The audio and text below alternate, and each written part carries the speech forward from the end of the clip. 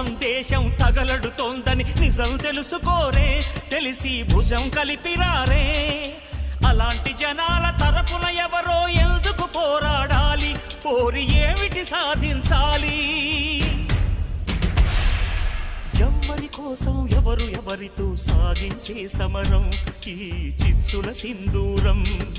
జవాబు చెప్పే బాధ్యత మరచిన జనాల భారతమా, ఓ అనాథ భారతమా?